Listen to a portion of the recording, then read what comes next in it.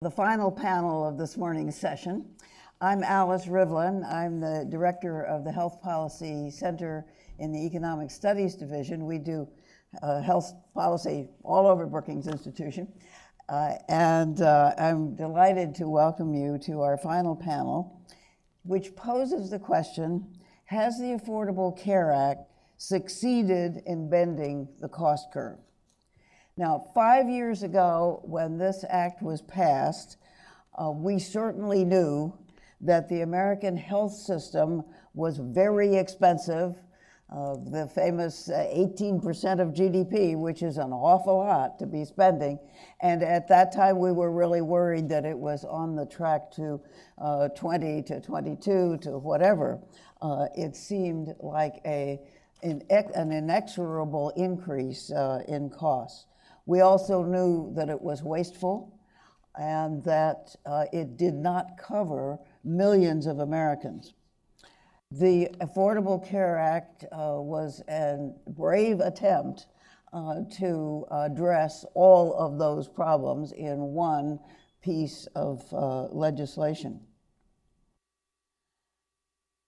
We now know that we've covered millions of people, as the previous panels have talked about, and that rather astonishingly, at least I think it's astonishing, what looked like an inexorable increase in the cost of health care year after year for a long time has moderated. And the question is why?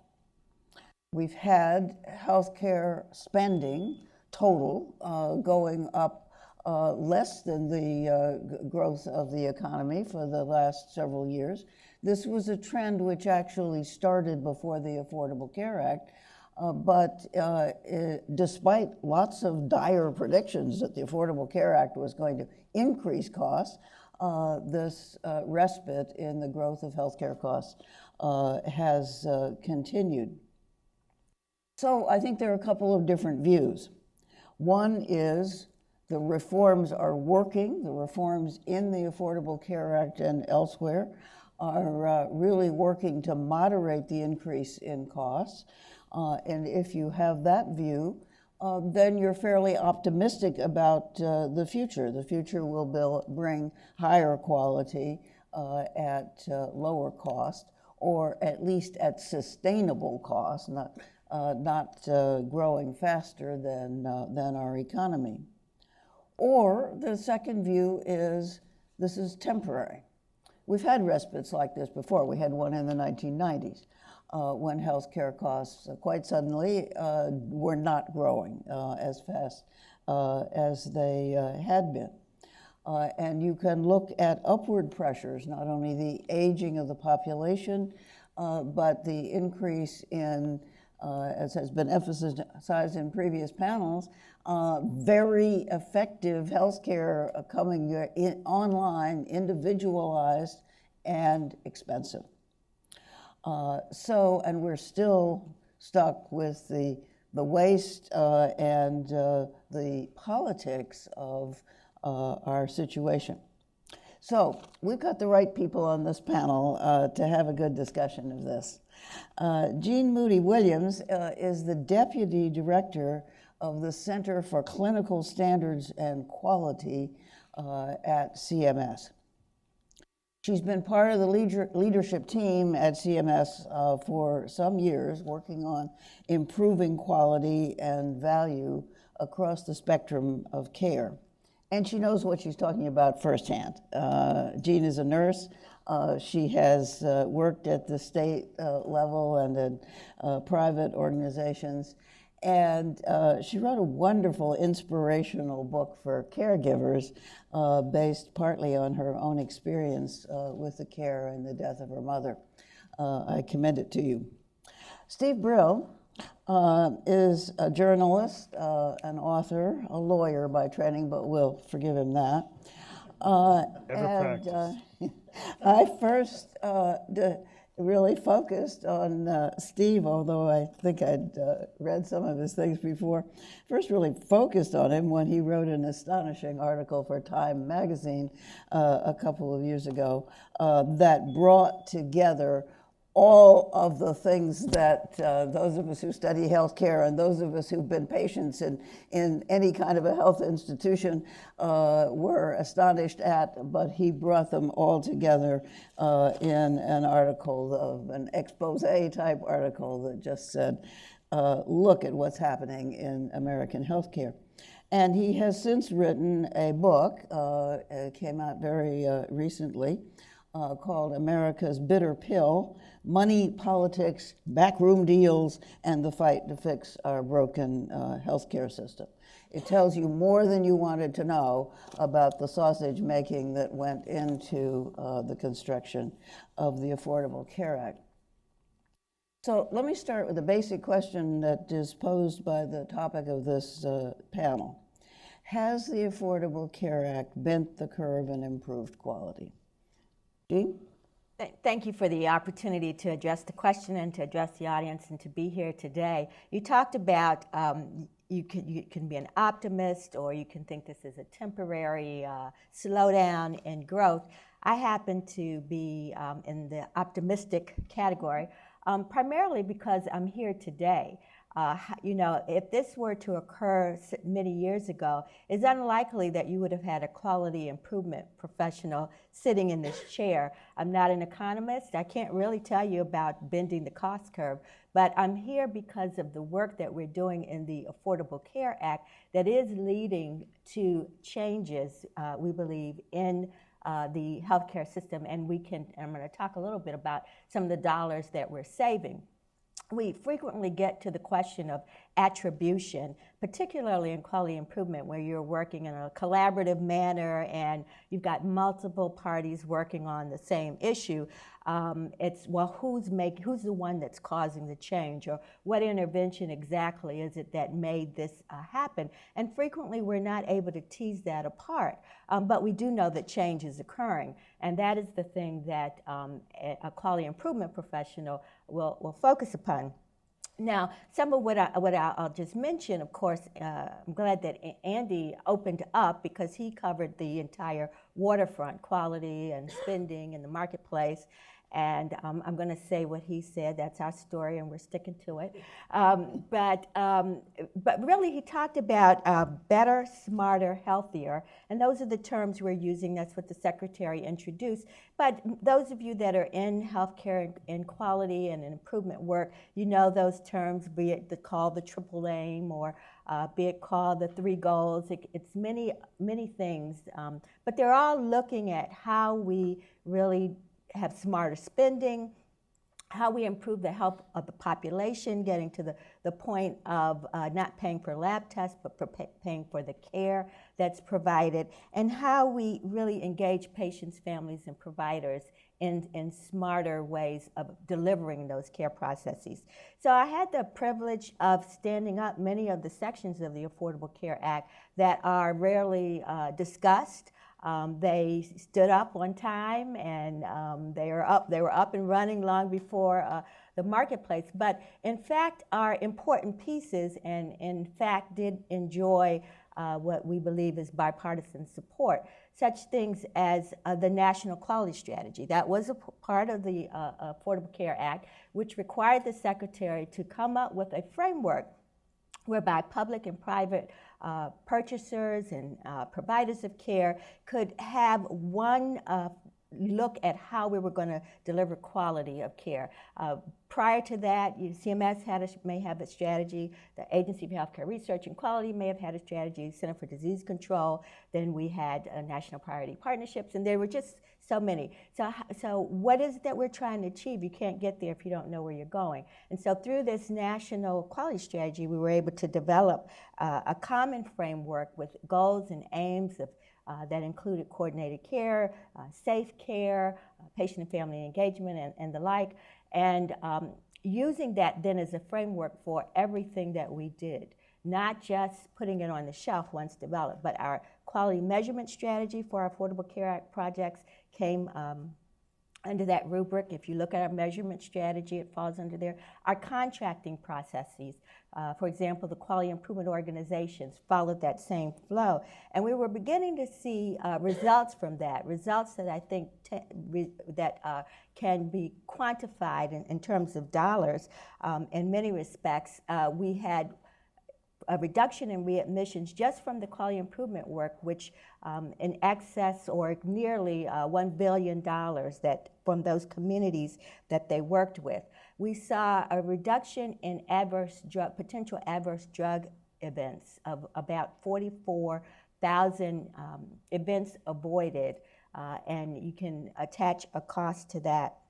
One, we worked on healthcare-associated infections, and one that we saw a decrease in central line-associated bloodstream infections, but we started to see what looked like an increase in urinary catheter infections, and a lot of that had to do with better reporting, changes in the denominator. But we can do better, and so we worked at doing better, and one of the interventions is removing the catheter or not putting it in or remembering to take it out when it's time. We saw a reduction of 85,000 catheter days through some of this work. In our Partnership for Patients work, Andy mentioned this, but I just want to highlight it again, 50,000 lives saved. And we've been questioned about that through media and others. How'd you document that? What are you talking about? Where's that coming from? The president quoted that not too long ago. But it was through the work of partnerships for patients, where we looked at the reduction of harms, engaging hospitals, quality improvement professionals across the entire country, where we were able to see this reduction, 50,000 lives saved, 1.3 million patient harms avoided, and 12 billion in savings, according to, as we work with the Office of the Actuary. So numbers that are being validated even as we continue to speak. And that means real harm, that means real things to real people, to real patients, to real families. Certainly that's not what CMS did. CMS doesn't provide care. CMS provided the support, the leadership, the funding, and whatever it might take to support providers and clinicians who are in the field, who are the ones that are delivering that care. We stood up the hospital value-based purchasing program on time and in sync with the hospitals. It is a redistribution of funds. This year we'll be redistributing about $1.4 billion. Now that is a budget neutral activity. So that doesn't necessarily lead to bending the curve. However, what the purpose of that is to look at the system of care, to get folks talking, to look at how we get rid of those things that are causing harm and that really is working toward elevations in care. There are a number of other things that maybe through the questions I'll get to highlight.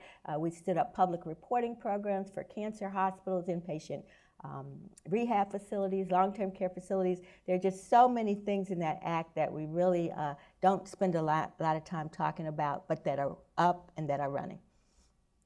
Good, thank you, Jean. I've got lots of questions, but I'll come back to you. Steve, I suspect you're a little less optimistic. Well, I am, but I should start by saying, as I hope you know, I have tremendous respect for CMS. In fact, the Time magazine article sort of veered out of its way and demonstrated how much more efficient CMS is than the private insurance companies in almost everything it does. Having said that, I think that the good news about Obamacare is it definitely has, as the speakers on the prior panel said, allowed tens of millions of people to get health care coverage. The bad news is that it did pretty much nothing to bend the cost curve.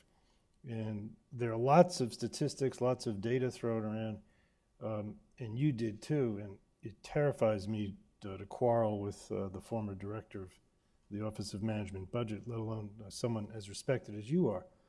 But the way to think about whether Obamacare really bent the cost curve, it seems to me there are two ways you can do it.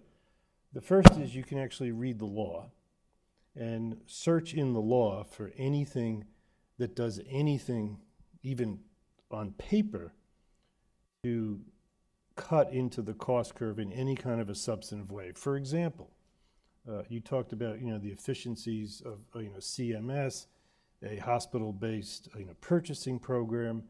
How about allowing CMS to negotiate with the pharmaceutical companies, since they are the largest customer for pharmaceuticals on the planet? There's nothing in the law that does that. That is certainly not the fault of the Obama administration, which would have loved to have been able to do that. But if you look through the law, you do see certain little attempts to sort of nip at the edges of the cost problem. For example, as you mentioned, the readmission, the penalties for readmission. But if you then look at how the sausage was made, you find out that the original proposal for those penalties was something like 6 or 7%.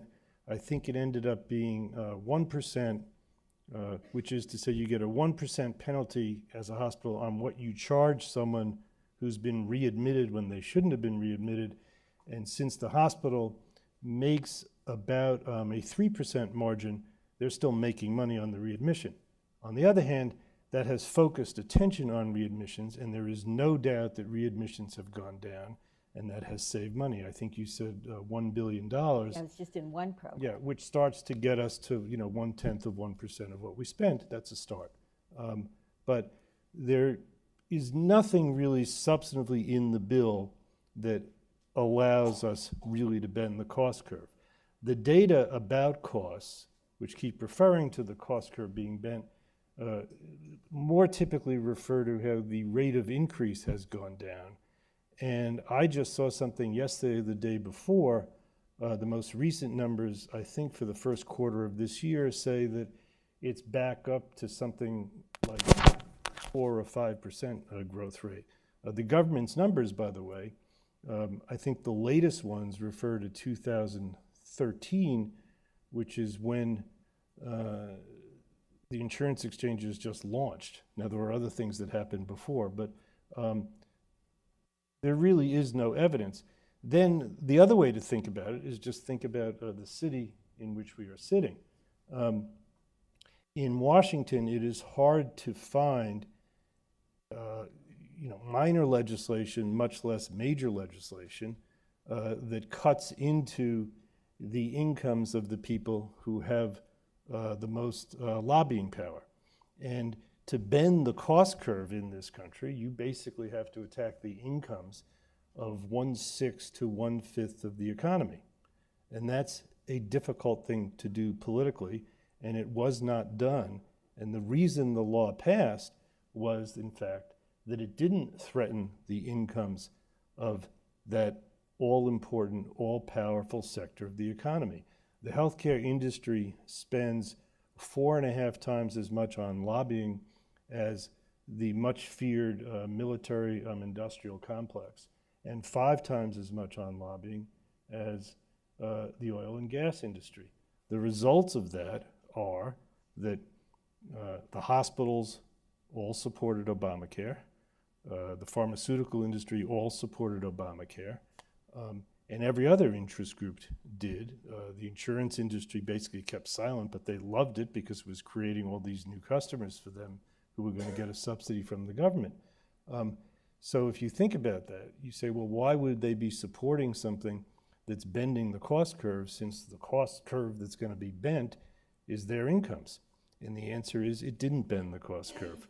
And I think we just have to look at that realistically, and we have to understand that the job that the administration had in trying to pass a law was really impossible, because we have created, since 1943, when the War Labor Board decided to allow employers to provide insurance and it wouldn't count as a wage increase, we've created this very different and complicated system. And I'll close just with one illustration of just how monstrously complicated it is and how hard it is going to be to unravel it.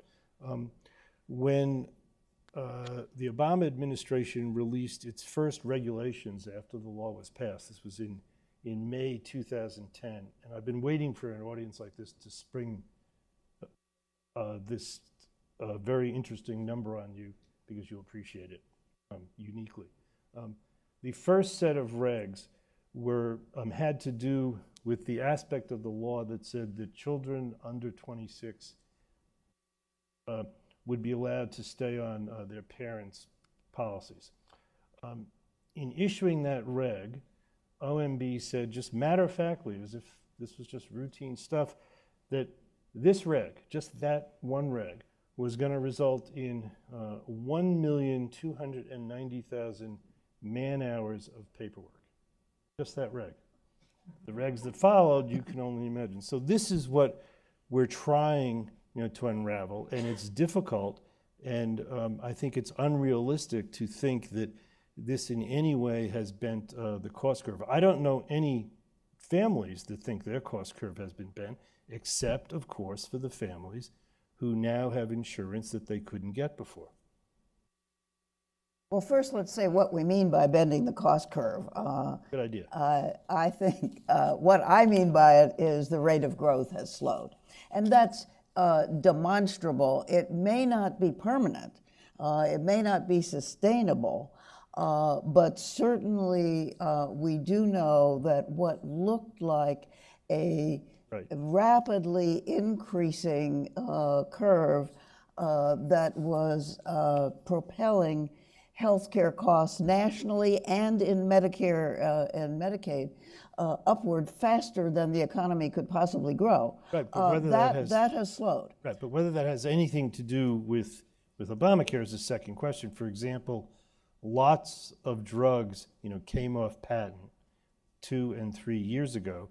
Now we know that at the end of last year and the beginning of this year, lots of new and very, very expensive drugs are coming on patent. And again, as a result, this quarter, the numbers I've seen for this quarter say that it has resumed growing at a faster rate. Let me stick with you for just a minute and ask you about the effects of competition. Now, it's been pointed out that we did in Obamacare did the insurance reforms first, and I think that was politically very clever. Somebody was talking about how clever Roosevelt was in the way he constructed Social Security, but I think this was an equally clever move. Everybody wanted the insurance reforms, particularly not being denied on the basis of a pre-existing condition. And once you've done that, then you were imposing some costs on the insurance companies that they had been avoiding for a very long time, and the subsidies were necessary. But haven't we, Steve, gotten the insurance companies now competing on the basis of the things they ought to be competing on? They used to be competing to find people who weren't very sick and deny the rest. Now they have to compete because of the guaranteed issue on premiums and on the breadth of their network. That would be the perfect analysis if it were the insurance companies that were driving the cost, or if the insurance companies had any leverage in this equation. It seems to me just if you step back and think about it, it is the height of absurdity to say that if you have 5 insurance companies competing in New Haven, Connecticut to sell me health insurance, and there's one hospital system called Yale New Haven, and they own half the doctors and all of the clinics in and around that area, including the hospital in Bridgeport, if you care.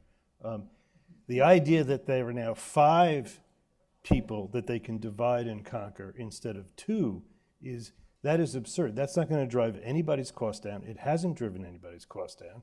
And yes, it is a great thing that the insurance companies, have to insure you, whether you have a pre-existing condition or not. But that only means what is inevitable, which is their costs go up. If you look at the profit margins of the insurance companies and compare them to the profit margin of your favorite non-profit hospital, they are losers. The insurance company, it is a terrible business. And they're not even in the insurance business anymore. They're in the business of processing claims, most of them, because the employers are self-insuring. So it was brilliant it was a brilliant move when the Obama administration in August of 2009, when they realized that health insurance reform, that healthcare reform was in trouble, suddenly the president started giving speeches about health insurance reform. And he reminded everybody, of course, that if you like your insurance, you can keep your insurance, and if you like your doctor, you can keep your doctor. But the tone shifted, and the reason is that everybody hates their insurance company because their insurance companies are the ones who bring them the bad news. I'm not going to cover this drug. I'm not going to cover this. The only insurance company they don't hate is your insurance company.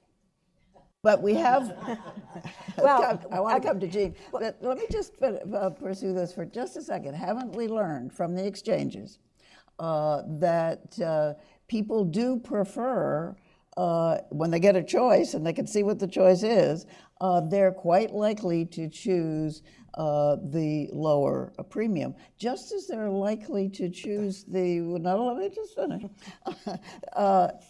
in Part D of Medicare. One of the reasons that the going off patent was so effective is the Medicare people got to see and choose the plans that had the generic drugs in them. Okay, just one last point on that.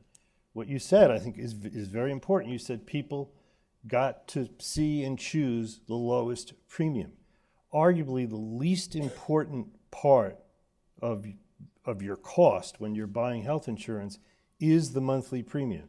And every study done shows that people have no idea what the copay means, what the deductibles mean. They certainly have no idea of who's in their network or if their doctor is in their network. They have very little idea, even if their hospital is in the network, or even if the hospital's in the network, whether the anesthesiologist is going to be in their network. So, yeah, they can see that, you know, a silver plan is $190 a month versus $210 a month. But anyone who, and this is the central premise of the notion of let's have insurance reform, let's have these exchanges. The president often said that buying health insurance is going to be just like buying a plane ticket, you know, on That's pretty complicated. Travelocity.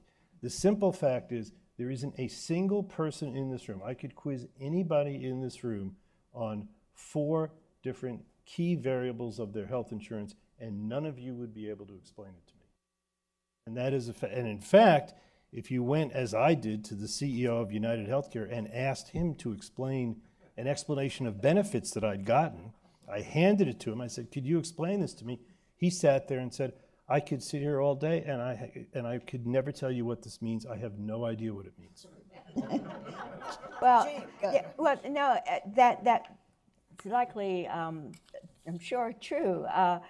However, you know, we could stay there and lament that, or we can try to find ways to move forward on that. And as the conversation started with insurance, the insurance carrier, as the secretary just announced, now we begin to look at how do we really look at the delivery system and the reform of the delivery system and moving to the various alternative payment models. Now, in the Innovation Center, I'm not in the center, but I do follow the work. There are a number of models that are looking at the very thing of benefit design.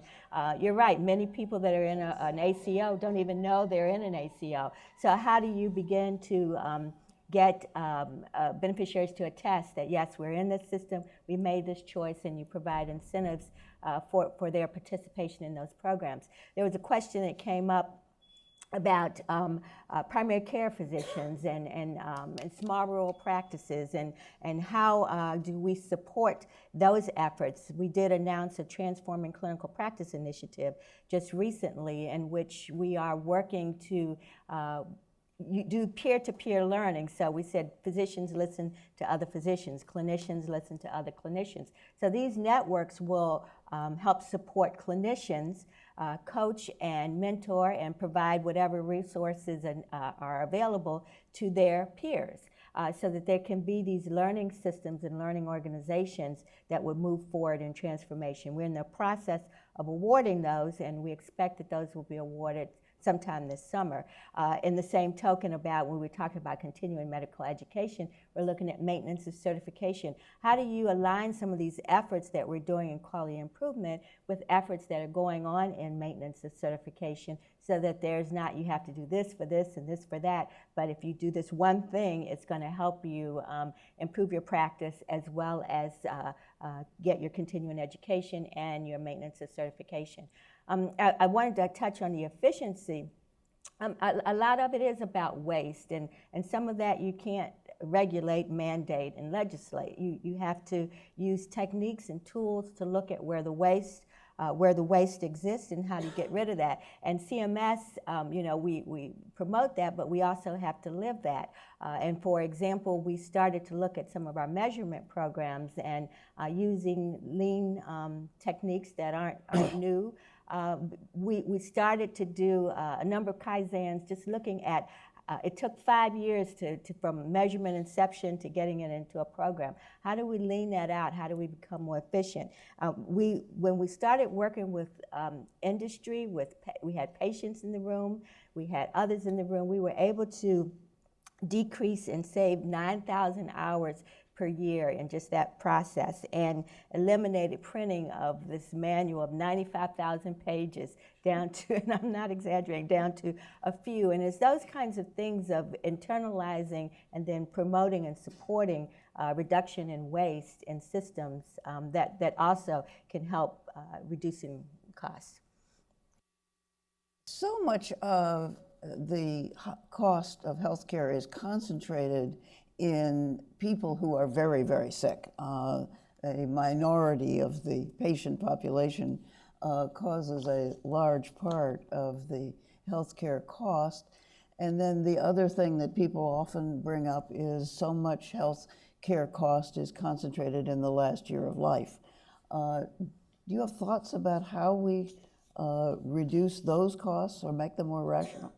Well, much of it lies in the reduction of the fragmented system of care that exists, and looking at various payment models that look at multiple chronic conditions and behavior, including incorporation of behavioral health. We're starting to do more work in our quality improvement organizations with that, of looking at how to bring in the behavioral health. But whether it be global payments or through the accountable care organizations, or even in the bundled care systems that we're looking at, and for particular areas such as our end-stage renal disease programs, to learn what we can about how do you connect the dots, and how do you get the incentives for all of those that are participating. Our last panelist talked about the fact that in his opinion, that there are no incentives to be efficient or to reduce costs. So what is the model that would incentivize that reduction in costs? And those are some of the things that we're looking at. Steve.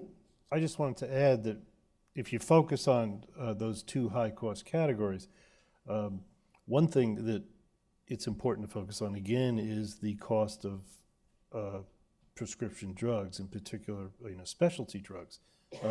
There's a new study out that I just read, I think it's the American Economic Association, that there's a chart, and I'm going to get the numbers slightly wrong, but there's a chart where the economists and a cancer specialist at Sloan Kettering worked on this, where they costed out based on the efficacy of the drugs, the expected number of months that life is extended, and the cost of the drugs.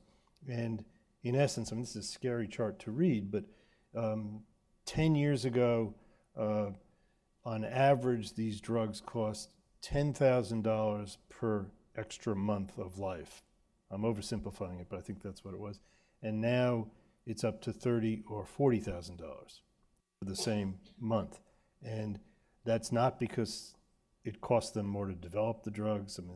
It's just because they can. And they realize they can, and they can uniquely in the United States. That's one problem.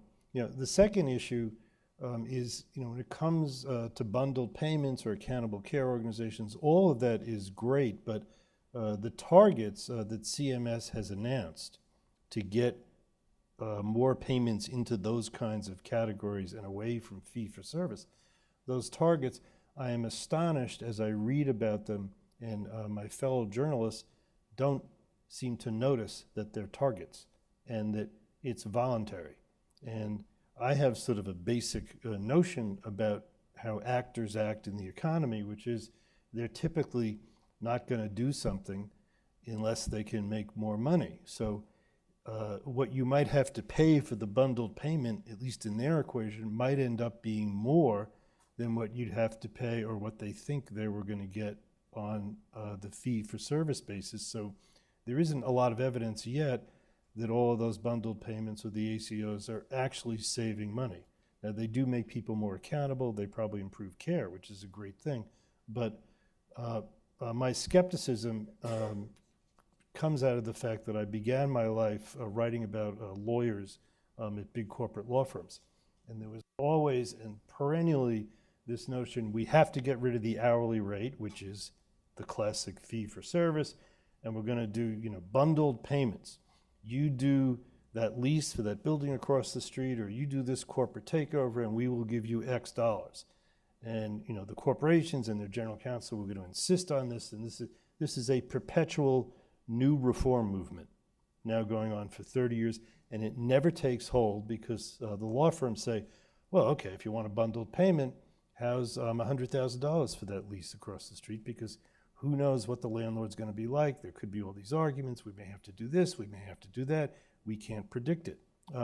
So I take a lot of that with a grain of salt.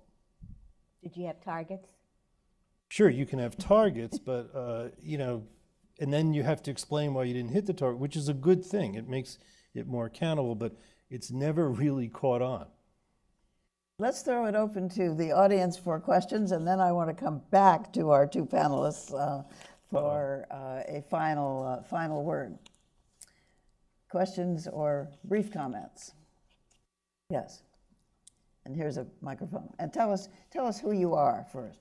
I'm Stu Gutterman with the Commonwealth Fund, and we've spent a lot of time debating what the cause is of the moderation in health spending growth. But it's not a spectator sport. It's something that policies needs to be aimed at curtailing. Luckily for me, it's a spectator sport. I'm going to try to draw you out of that. What do you think should be done? You've talked about what you don't think will work. What do you think would work to help control health spending? Just as a general matter, I think we have to acknowledge that this is in no way a market. There are not consumers who go out into this marketplace with A, knowledge that's usually required in a marketplace, B, any kind of leverage, or any notion that they have any options, or, by the way, any understanding of what it costs after they've gotten the service. There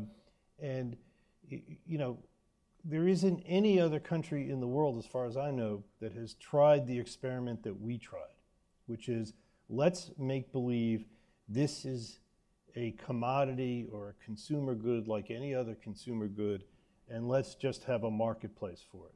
This is health insurance. Health care. Health insurance is just sort of a way to hedge your bets against. What they're choosing among now is health insurance plans. But again, health insurance plans, I would argue, are the slave of the health care providers. I don't think health insurance plans, when someone comes up with a hepatitis C drug and says, oh, this is great, let's charge $1,000 a pill. Now, it tells you something about the environment in which we live in, where these people didn't even say, let's charge $989.60 so that people will think we thought about what the price should be. They just, probably on their way to the men's room, they said, yeah, let's just charge $1,000. That sounds good. So they charge a round, fat $1,000, and there isn't anything any health insurance company can do about it except that AHIP puts out press releases attacking them, but they can't say, let's have price controls, because you can't be a private sector lobbyist in Washington in favor of price controls, but it's not a market. So to rephrase the question, do you have a solution? I think, well, if I could go back to the 1940s, it would be the easy solution. Our panelist here would be talking about what she's doing for health care for people, who were 32 years old, as well as, 66 years old. But I don't think politically that's viable in any way, shape, or form anytime soon. So I've suggested a bunch of things. One of the first things is we've got to control the price of prescription drugs. Second, I think in situations where a big hospital system has consolidated and you have a city where there is an oligopoly of 2 or 3 hospital systems, or in the case of a place like New Haven, one system, you treat it like a monopoly or an oligopoly, and you control the prices, and you urge them to sell their own health insurance and cut out the middleman. If I lived in New Haven, Connecticut, I'd rather buy my health insurance from Yale, New Haven, because I know everything I'm getting, I know who's in my network, I know who the doctors are, than from some guy, at Aetna. And there, you wouldn't cut out all of the 23% that we now pay for administrative costs, but you'd probably cut that in half, so that would bring it down. But I think we just, at some point, I think the costs are going to continue to go up. Well, they are continuing to go up, and they're going to go up in terms of what the bite they take out of every American family, out of every employer, because now the reason this is so relevant is that the co-insurance and the co-pays and the deductibles are now really high and getting higher. And at some point, there is going to be the political environment for real reform. I don't see it yet. I didn't hear what real reform was, but let me go on to the next, to another question. Yes, right here. Samuel, I just wanted to comment, how about if we look at it like in another way about the pharmaceutical companies? Obviously, we cannot put we cannot regulate the price of of a pill, but how about putting? Why not? No, not right now we can because of lobbyists, of course. But how about introducing more more other pharmaceutical companies into the country? So there can be. In theory, that makes a lot of sense, and indeed, that $1,000 pills price is under pressure because now some other drug companies have come up with the equivalent. But that often doesn't happen, and when it doesn't happen, basically a patent, is a grant by the government of a monopoly. And it seems to me that when the government grants a monopoly to a life or death product, it is completely appropriate to put some control on what the price you can charge is for that product. But I don't think, yes, competition there will work a lot, but there are lots of situations where there just isn't the competition, and there doesn't seem to be an appetite among, the large, pharmaceutical companies to engage in price wars with each other. Can I go to the next questioner? Yes. Mr. Brill, I read all the fluff that came out with your book, and most of it was very interesting. Unfortunately, I haven't read the book. But it seems to me you conclude, and you can correct me on this, that your solution would be for medically run corporations with physicians in charge who would be able then to control the quality of care and finance issues. And at the same time, we've seen, like in Pittsburgh, this row between the University of Pittsburgh Medical Center and the Blue Cross plan and a bunch of There's a lot of that things. in the book about that, yeah. And I can only tell you I was the director of something called New Haven Healthcare, which was a federally funded thing in the early 70s to try to rationalize the system, and at that time St. Raphael's was independent. But I can't see at all the ACO drive. I don't understand where it came from to reorganize physicians into groups where they're responsible financially to one another, and also the hospitals. How this is going to drive lower costs in the long run and preserve some of the best things of American medicine. Well, the theory is that if you have a hospital system that has a lot of doctors, a lot of clinics, labs, all the rest of it, all under one roof or under one, P&L, The theory is that you will eliminate the incentive to over-test or over-treat because you'd basically just be billing yourself for that. So it's the ultimate bundled product in that sense. In other words, I give Yale New Haven $10,000 a year as my health insurance, and I say, okay, you keep me healthy with your hospitals and your doctors. I like your brand, and you keep me healthy. No questions asked.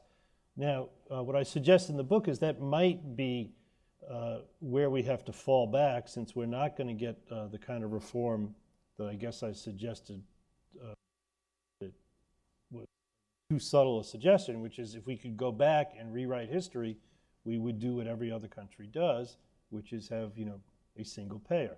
I don't think we're going to get there. So this, to me, is the fallback alternative, provided that monopoly is regulated heavily and has ombudsman there, so that then after I give them my $10,000, they can't skimp on my health care the way we often think that our insurance companies are trying to do. Now, that's an important caveat, and since the book came out, lots of people have been critical, saying, that is just way too naive. You'll never get that kind of regulation, because just look at the history of regulation in healthcare, up to this point. And I think that is a pretty valid, piece of skepticism about that idea. Jean, you want to speak to ACOs and others? I mean, as we're looking at, obviously we're testing a number of models with ACOs and looking at the management of the population within, and just as was stated, looking at how do you deliver care in a coordinated approach, whether it be working with the home health agency or for the vulnerable populations, the community health center, however it is that you're going to be able to deliver what that patient needs. Now, in our pioneer models, which we just announced, the request for applications are out, where we are increasing risk and the sharing of the savings, increasing those savings that are going to be available to put some teeth into to the model, so that there is an incentive to improve care on behalf of the patients and the families. But we also need to engage patients and families so they can ask the right questions, they can begin to understand what they're getting and what they're not getting. I think we're a really long way from that. But at CMS, we are starting to really work with patients and families. We bring them into policy meetings. We hardly ever have a conference where we don't have families there with us as we come up with policy decisions. But monopoly aside, what the approach that we're taking is CMS is going to lead this way in this model. We've announced the goal for alternative payment arrangements. We're working with the other payers or stakeholders or people that can influence the direction of care, so that there is some consensus or forward movement by more than just one payer, by multiple payers, so that you can get some inertia moving in that direction. Let me just emphasize one thing, that when we talk about cost control, the political reality is that the cost control in this case means taking what is typically the most vibrant, healthy, profitable, largest employer in most of the cities and towns across the country and cutting into their jobs and their incomes. And that is a difficult thing to do politically. If you don't like the idea that 1/6 of the GDP is going to healthcare and you want to make it 1/7 of the GDP, that means hundreds of thousands of jobs you are going to kill in healthcare. So we can talk about, we can use euphemisms like more efficient, more cost-effective, cutting out waste, but you will be killing jobs. And I think we have to acknowledge that, if for no other reason than to acknowledge the political fact of life, of how difficult that's going to be. When Medicare announces, the slightest reform on payment to hospitals, you get stories in local newspapers all across the country how this is not only going to hurt patients, which it's not, but this is going to kill jobs, which it may in certain situations. But there are communities in the country, accountable communities or whatever you would have them, that are looking at the data and saying, okay, if we don't spend this on healthcare, where might we redirect those resources? But tell that to the MRI operator in a hospital who gets laid off because we give MRIs at 3 times the rate per capita as any other country in the world. And tell that to that person. That's Right, the hard but part. one of the real worries about an expanding healthcare sector is that it squeezes out other things that we need for a more rapidly growing economy, like skills and I mean, look at infrastructure. Pittsburgh. The University of Pittsburgh Medical Center, by far the largest employer in Pennsylvania, occupies the U.S. Steel Tower in Pittsburgh. In fact, it dominates employment in Western Pennsylvania more than U.S. Steel ever did. Yet it's really hard to export what they do out of Western Pennsylvania. Well, it's sometimes mystifying why the U.S. economy is doing so much better than other economies around the world, but actually they are. Another question? Yes. This isn't actually a question, but I just, when people get to talking about cutting healthcare spending, I can't help but point out that if we succeeded in holding health spending growth to the same rate of growth as GDP over the next 10 years, we're talking about spending 40% more on healthcare 10 years from now than we do now. Healthcare, only in healthcare would that be looked at as a shrinking pie. I think there are a lot of industries in the U.S. that would sign that contract right now. So we're really talking about a system where we're looking at spending $35 to $40 trillion over the next 10 years on healthcare, and instead we're trying to get to where we're spending $30 to $35 trillion on healthcare. Right. So, and yet, if you ask any experts, such as Peter Orszag or Director Rivlin or anyone, they will tell you that we are wasting $600 billion to $1 trillion of that every year. Just for example, we spend $88 billion a year on back pain in this country. That's more than we spend on every state, city, town, local law enforcement agency combined. And you ask any doctor who knows anything about back pain, and they will tell you that half of it is wasted money. on top of that waste, we would consider ourselves tremendously successful if we just held that system growth to a level of 40% over the next 10 years. So that MRI operator probably isn't going to be laid off. Those cardiac surgeons aren't going to be on street corners selling pencils. They're going to be doing cardiac surgery. They're just not going to be doing better, hopefully, cardiac surgery and more appropriate cardiac surgery than they are now. So it seems to me like it shouldn't be that hard to decide how to spend $30 to $35 trillion to get the kind of health care Americans want. But that's a good point. I mean, no way are we going to see massive layoffs in a system where the population is aging so rapidly and healthcare is improving. The objective has got to be to hold the growth in the total spending to something like the growth of the economy, which is going to require some efficiencies and a lot of the things that we're doing to work better.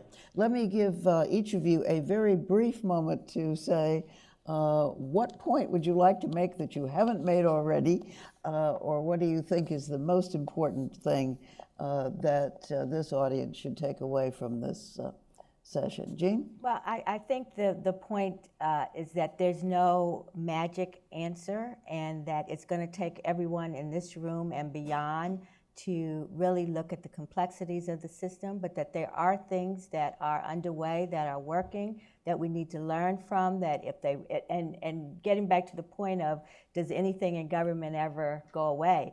There are models that are not working, and we are not recommending necessarily that they continue. And we have to be bold enough to do that. And then, and those things that are working, learn from them and spread them. Steve, very briefly. Just one point I should have made before, which is that what I found is that the only people who haven't been riding the healthcare gravy train through all of this, with some exceptions, are the nurses and the doctors who actually provide the care.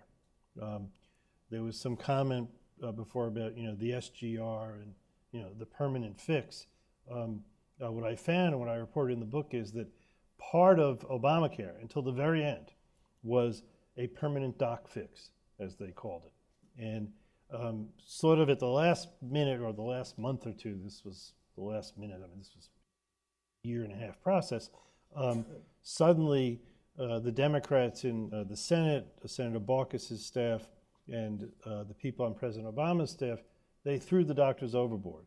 And the reason is the CBO score on the permanent fix was 170 billion or 200 billion, over the 10-year period, and they suddenly needed that money. But they said to the doctors, they said to the AMA, "Don't worry, we're just going to do it in a separate bill, but it won't be scored against the Affordable Care Act. But we're going to do it immediately in a separate bill," which of course they never did, and they never could do. I mean, it was a promise they couldn't keep. But what that really drove home to me was how the doctors, the AMA, had lost so much influence, because if you go back to the Truman years, when President Truman was fighting for national health care, the AMA single-handedly sunk it and single-handedly stopped any reforms in Nixon administration and beyond. And now the doctors, basically are bystanders to the device industry and to pharma and everybody else. So much so that they could simply be told, they weren't even called in. They just heard about it and they said, "Oh yeah, we had to throw you overboard. Sorry, we'll fix it in another law." But we do have a freestanding bill being way. argued on the Hill even as we speak. So 3 years later. hope for the best. Democracy is a time-consuming process. Exactly. Thank you being here, and join me in thanking our panelists. And Daryl, do you want to have a final word? No. Okay. I get the final word. I think it's been very stimulating. Thank you.